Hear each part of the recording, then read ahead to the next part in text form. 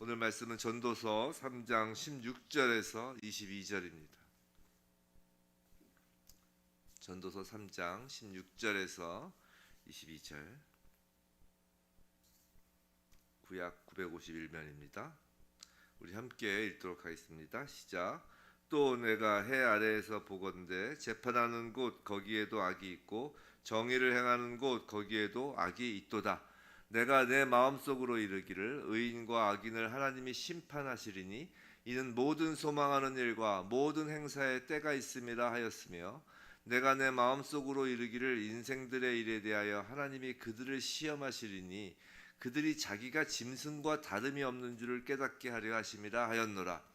인생이 당하는 일을 짐승도 당하나니 그들이 당하는 일이 일반이라.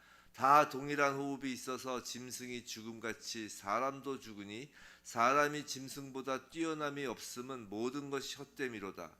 다 흙으로 말미암았으므로 다 흙으로 돌아가나니 다 한 곳으로 가거니와 인생들의 혼은 위로 올라가고 짐승의 혼은 아래 곧 땅으로 내려가는 줄을 누가 알랴. 그러므로 나는 사람이 자기 일에 즐거워하는 것보다 더 나은 것이 없음을 보았나니 이는 그것이 그의 몫이기 때문이라. 그의 뒤에 일어날 일이 무엇인지를 보게 하려고 그를 도로 데리고 올 자가 누구이랴. 아멘. 오늘 사람답게 살도록 하신 십자가 은혜, 사람답게 살도록 하신 십자가 은혜라는 제목으로 전도서 3장 16절부터 22절 말씀을 받을 때 정말 이 말씀으로, 정말 이 하나님 말씀, 이 성경 말씀으로 우리가 이 땅에서 사람답게 살게 되는 그 모두이길 주님의 이름으로 축원합니다. 오늘 시작할 때 피아노 반주가 있으니까 좋죠. 기도해 주시기 바랍니다. 기도해 주시기 바랍니다. 우리 성도님들이 이 아침에 피아노 반주가 있게 해달라고 기도하시면 하나님께서 피아노 반주를 계속 가능케 하시라고 믿습니다. 절대 부담 주는 건 아니고요. 정말 부담 팍팍 주죠. 이렇게 하면서 가족이 무서워요. 그러니까 누울 자리를 보고 저도 이제 다리를 뽑는 것입니다. 그러니까 이 아침에 잠언 말씀, 전도서 말씀 계속 이어가겠습니다. 자, 오늘 16절. 해 아래에서 보건대 재판하는 곳 거기에도 악이 있다라고 지금 전도자는 말하고 있어요. 세상에서 정의를 실현하는 가장 중요한 장소는 아마 재판이 이루어지는 법정일 것이에요. 그런데 재판을 통하여 정의를 실현하는 일은 정말 어려운 일입니다. 잘못된 판단이 생길 가능성이 언제나 존재하기 때문이죠. 일단 법이 완전할 수가 없어요. 사람이 만드는 법이. 지금 민주주의 국가에서는 보통 삼권 분립이 된 국가에서는 국회에서 이제 법을 만들죠. 국회에서 법을 만듭니다. 그럼 국회의원들이 이제 법을 만드는 거예요, 사람이. 근데 사람 한 명 한 명이 만드는 것도 아니고 세력이 이제 그 법을 만들잖아요. 그죠? 어떤 세력이. 이 대의민주주의가 바로 그런 것인데. 그랬을 때 그 하나의 세력이 돼 있는 그 집단들이 만드는 법이 꼭 정의롭다고 할 수 없다는 것이에요. 여러분, 나치가 독재라고 우리는 다 알고 있죠. 독재죠. 나치가 법에 의하여 정권을 잡은 거예요. 나치가 데모를 해서 정권을 잡은 게 아니라 그 바이마르 공화국의 그 1차 세계대전 끝나고 그 인간이 만든 법 중에 법의 총화, 그러니까 법이 가장 잘 만들어졌다고 한, 가장 지혜롭게 만들어졌다는 법이 바이마르 헌법이었어요. 유럽에서. 그 바이마르 헌법에서 잉태된 것이 나치 정권입니다. 나치 정권. 아이러니하지 않으세요? 그럼 나치가 뭘로 독재했느냐? 다 법으로 했어요. 법으로. 그래서 법이 무서운 거예요. 그래서 우리가 얼마 전에 총선이 끝났지만, 이제 총선 끝났으니까 하는 얘기지만, 총선 전에 이런 얘기하면 또 이제 또 강대상에서 정치 얘기한다고 그랬지만, 정말 어떤 국민의 투표는 매우 중요한 거예요.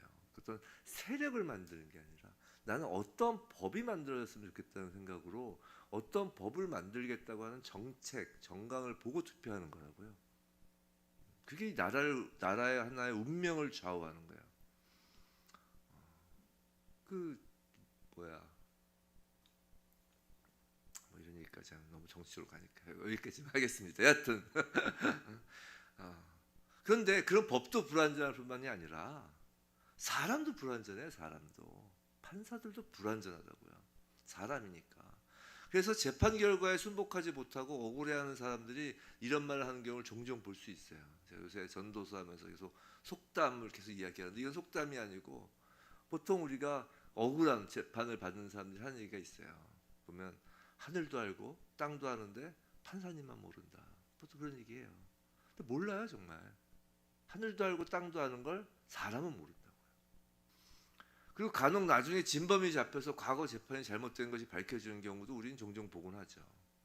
아마 어느 나라든지 재판을 담당하는 판사가 그 사회에서 가장 머리가 좋다고 인정하는 사람들에 속할 것이에요. 보통 그렇잖아요. 하지만 그래 봐야 사람이라는 거예요. 인간 중에 IQ가 높다고 해봐야 사람이라는 거예요. 하늘 안에 있다는 거예요. 그래서 재판의 오류를 줄여보려고 1심, 2심, 3심의 제도를 두지만, 이렇게 1심, 2심, 3심의 제도를 둔다는 건 사람이 한계가 있다는 걸 인정하는 거라고요. 근데 그렇게 제도를 둬도 사람이 하는 재판에는 한계가 있는 것이에요. 지금 해아래에서 사람이 재판하는 곳에도 악이 있을 수밖에 없다라고 고백하는 전도자가 누구예요? 솔로몬이잖아요. 지금 솔로몬이 지금 이 얘기를 하고 있다고요. 성경 속에서조차 하나님께 지혜를 받아 공의로운 재판을 하기로 유명한 바로 그 사람이 지금 재판이 한계가 있다, 재판에 악이 있다, 인간의 한계를 논하고 있다는 것이라고요. 해아래에서 사회 질서를 유지하기 위해 어쩔 수 없이 재판이라는 제도가 있어야 하겠지만, 사람이 사람을 판단하는 것은 가장 위험한 일 중 하나입니다. 그런 차원에서 해아래에서 살면서 또 너무 다른 사람이 나를 어떻게 판단하고 생각할 것인지에 대하여도 너무 신경 쓰지 않았으면 좋겠어요. 나도 누군가를 판단하지 않으려고 노력하고, 나에 대한 누군가의 판단에 대하여도 너무 마음을 쓰지 않는 것이 좋은 이유는 그 사람에 대한 판단이 한계가 있고 불완전하기 때문인 것입니다. 오히려 우리가 더욱 신경 쓰고 주의해야 할 것은 해 아래가 아닌 하늘에서 이루어지고 있는 하나님의 심판이죠. 17절에서 그래서 의인과 악인을 하나님이 심판하신다고 합니다. 그런데 의인과 악인을 하나님이 심판하시는데, 안타깝게도 사람 중에는 의인이 단 한 사람도 없다는 거예요. 이건 제 말이 아니라 성경 말씀이잖아요. 로마서 3장 10절 다 하시는 말씀, 기록된 바 의인은 없나니 하나도 없으며, 하나도 없어요. 아담 이래 의인은, 사람으로서 의인은 단 한 명도 없다고요. 그래서 인간에 대한 하나님의 심판, 의인과 악인을 하나님이 심판하시는데, 인간에 대한 하나님의 심판은 결정됐어요. 하나밖에 없어요. 유죄라는 거예요. 유죄. 고민하실 필요가 없어요. 하나님은 유죄해야 되나 무죄해야 되나, 사람은 사람에 대해서 판단할 때 재판장에서 막 고민할 거 아니에요. 하나님은 고민하실 필요가 없어요. 다 유죄예요. 그리고 그 죄의 삭은 사망이에요. 모든 사람은 죄인이고 모든 사람은 유죄이고, 그 결과 모든 사람은 사형 선고를 받은 존재라고요. 예수께서 요한복음에서 죄에 대하여 명확히 정의를 내려주셨어요. 요한복음 16장 9절, 죄에 대하여라 하면 그들이 나를 믿지 아니하며. 죄란 예수를 믿지 않는 것이에요. 죄란 예수를 믿지 않기에 하나님도 믿지 않는 것이에요. 죄란 그래서 하나님과 떨어져 하나님 없이 살아가는 것이 죄라는 것이에요. 아담 이래 모든 사람은 하나님과 떨어져 있던 죄인이에요. 그렇기에 그 끝은 사망이라고요. 그래서 지금 전도자는 사람이나 짐승이나 별반 다를 것이 없다는 것이에요. 어차피 다 죽는데, 사람은 다 죄인이라, 죄의 삭은 사망이라 다 죽는다. 사람이나 짐승이나 별반 다를 것이 없다. 다 흙으로 만들어졌고 결국엔 다 흙으로 돌아갈 존재다라고 지금 이야기를 하잖아요. 그런데 21절을 보시면 재밌는 구절이 있어요. 다 죽는데 다 똑같다고 하면서 21절, 인생들의 혼은 위로 올라가고 짐승의 혼은 아래 곧 땅으로 내려가는 줄을 누가 알려? 그런데 사람이 죽으면 사람의 혼은 위로 올라가고 짐승의 혼은 땅으로 내려간다는 것이에요. 다 똑같지 않잖아요, 그럼. 근데 여기서 혼으로 번역된 히브리어는 루아흐예요. 루아흐는 원래 영으로 번역되던 단어잖아요. 전도서 12장 7절을 보면 이런 말씀이 있어요. 전도서 12장 7절. 흙은 여전히 땅으로 돌아가고 영은 그것을 주신 하나님께로 돌아가기 전에 기억하라. 그죠? 이게 무슨 말이에요? 영은 하나님께서 주신 것이라는 것이에요. 영은 여기서 영도 루아흐예요. 영은 하나님께서 주신 것이기 때문에 하나님께로 돌아간다는 거예요. 즉 사람이 죽으면 근데 그 사람에게 있는 영이 하나님께서 주신 영이면 그 영은 하나님께로 돌아간다는 것이에요. 자, 짐승에게는 영이 없잖아요. 근데 어떻게 흙으로 돌아가 짐승의 영은 아래 곧 땅으로 내려간다. 또 어떻게 짐승에게 영이 없는데 땅으로 내려간다고 지금 오늘 본문 21절에서 말하는 걸까요? 우린 여기서 전도자가 말하는 짐승이 단지 소나 말이나 돼지와 같은 짐승만 의미하는 것이 아니라는 것을 알게 되는 거예요. 사탄의 영을 소유한 자를 의미하고 있음을 알 수 있어요. 성경에선 사탄의 영을 받은 사람을 짐승이라고 종종 표현합니다. 요한계시록 13장을 보시면 아시겠지만 짐승 2마리가 거기서 등장해요. 그리고 용이 짐승에게 권세를 주는 장면이 있죠. 그리고 그 짐승은 적그리스도예요. 어린 양의 생명책에 기록되지 못한 자들은 다 그 짐승에게 경배를 합니다. 짐승에게 경배를 한다는 것은 짐승의 영을 받는다는 거예요. 우리가 하나님을 경배할 수 있는 건 예수의 영을 받았기 때문이에요.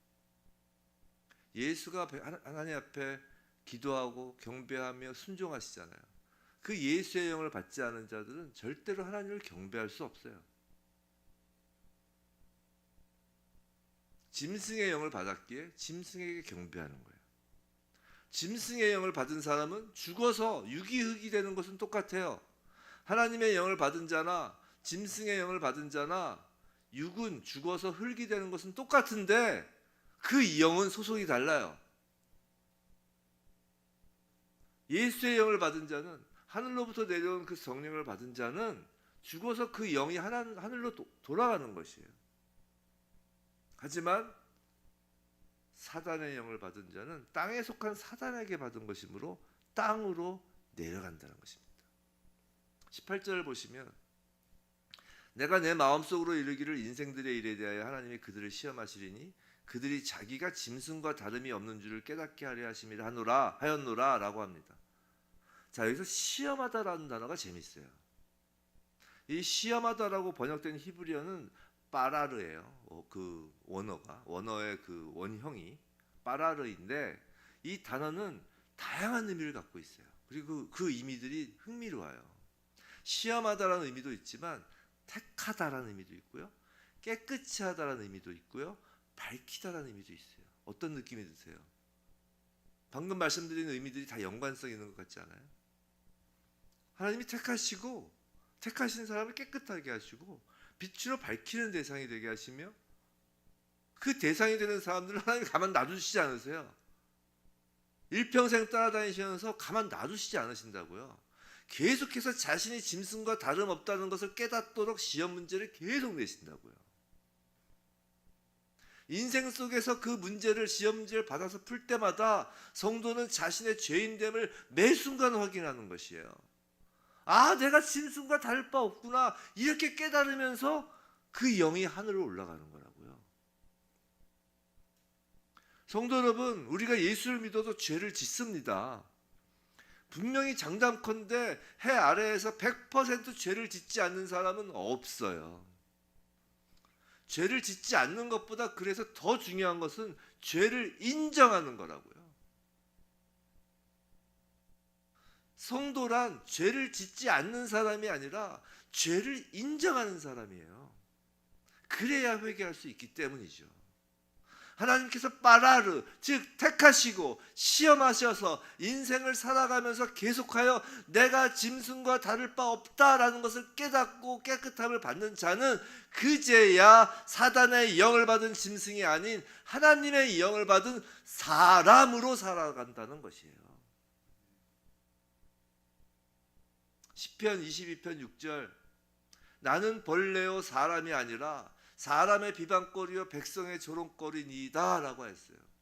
이 시편 22편은 메시아시잖아요. 지금 예수가 하신 예수를 언급하는 말씀이에요. 예수는 벌레라고 하셨단 말이에요. 스스로를. 나는 벌레요. 짐승도 아니에요. 나는 벌레요.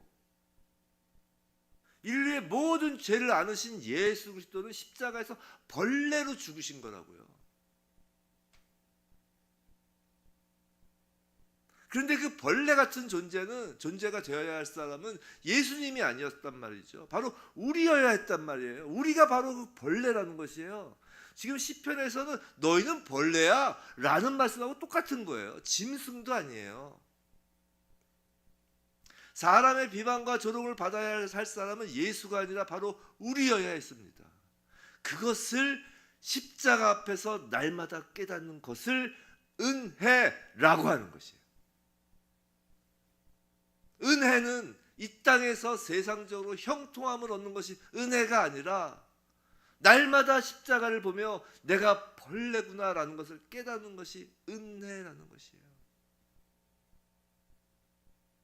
아무리 해 아래 재판정에서 그 재판정 그 판사석에서 높은 자리에 앉아 세상의 옳고 그름의 그 잣대를 가지고 너는 유죄 너는 무죄라고 판단하는 사람이어도 자신이 짐승이라는 사실, 자신이 벌레 같은 존재라는 사실을 인정하지 않으면 그 사람은 안타깝게도 그 영은 땅으로 내려가는 것이에요.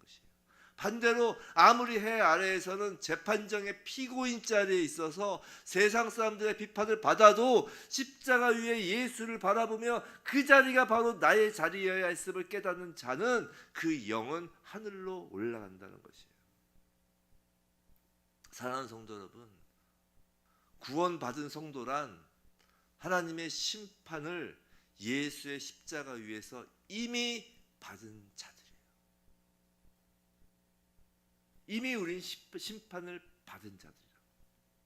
모든 자에 대한 하나님의 심판은 유죄라고 했어요. 말씀을 시작하면서. 제가 이제 법을 했기 때문에 좀 설명을 드릴게요.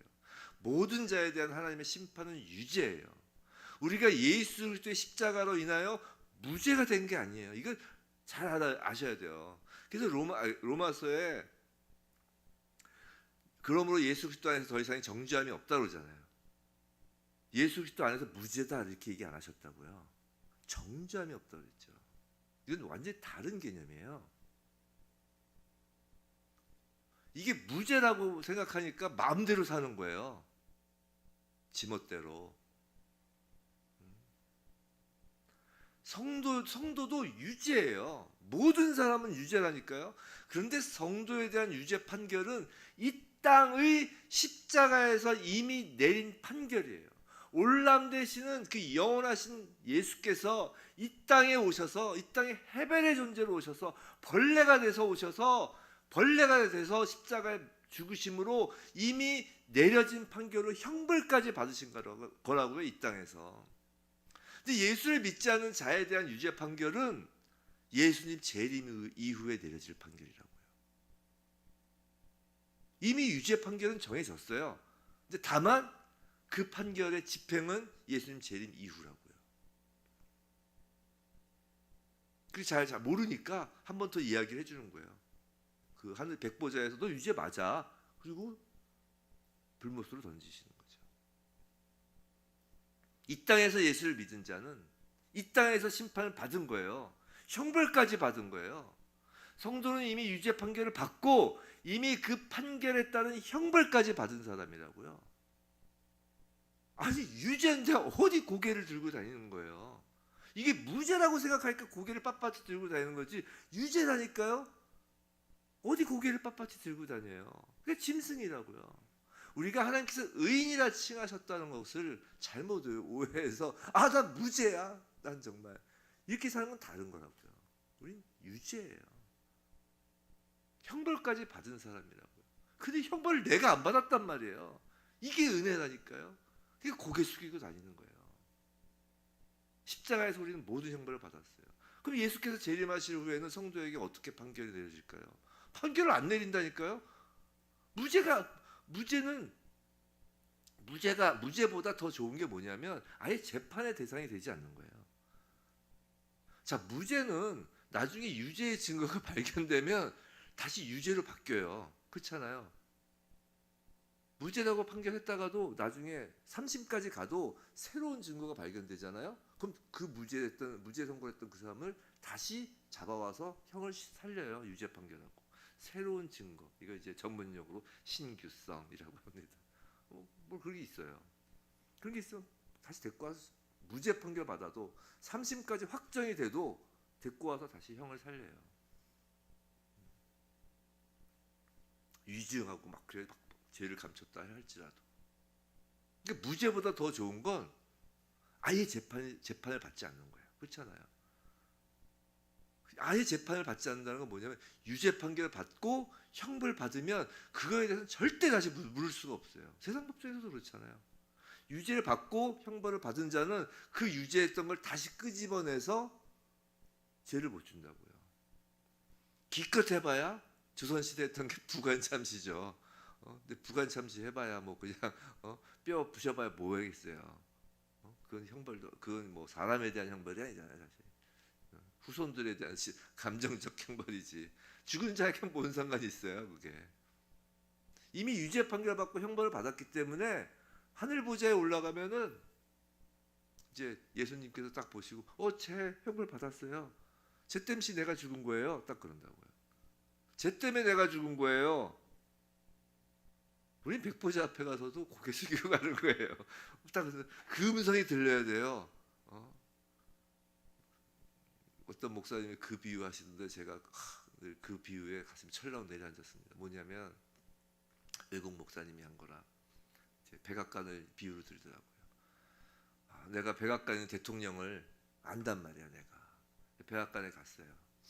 그래가지고 이제 그 경비한테 내가 대통령 안다. 내가 만나야 된다. 만나야 된다. 그러니까 그 경비원이 안 보내주죠.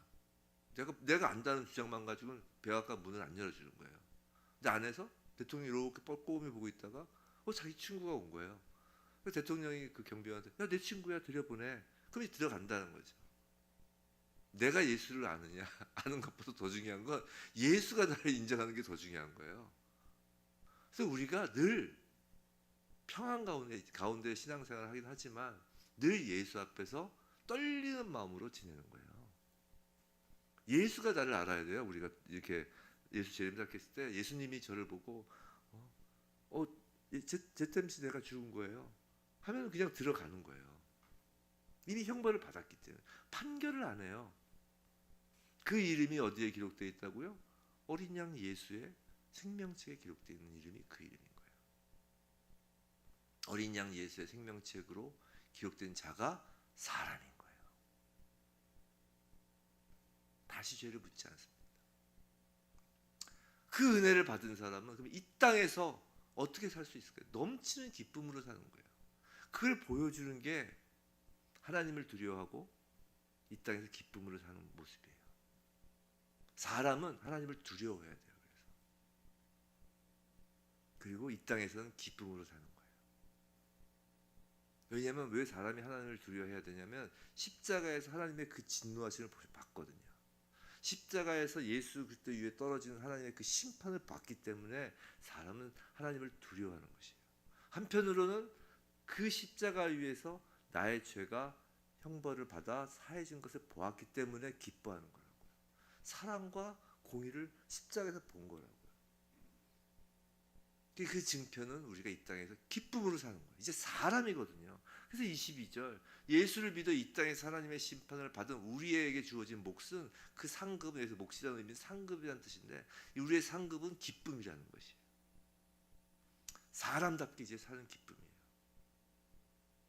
내가 짐승이라고 여기며 교만한 사람은 그 교만으로 인한 기쁨은 짐승이 갖는 기쁨이에요. 근데 내가 짐승이라고 여기며 회개로 인한 내가 회개할 수 있는 존재라는 것으로 기뻐하는 사람은 이제 사람으로 사는 것입니다. 성경에서 이야기하는 기쁨은 세상의 쾌락적인 기쁨과 달라요. 그냥 너무 좋아 이런 긍정적 기쁨이 아니에요. 성경에서 이야기하는 기쁨은 비통한 기쁨입니다.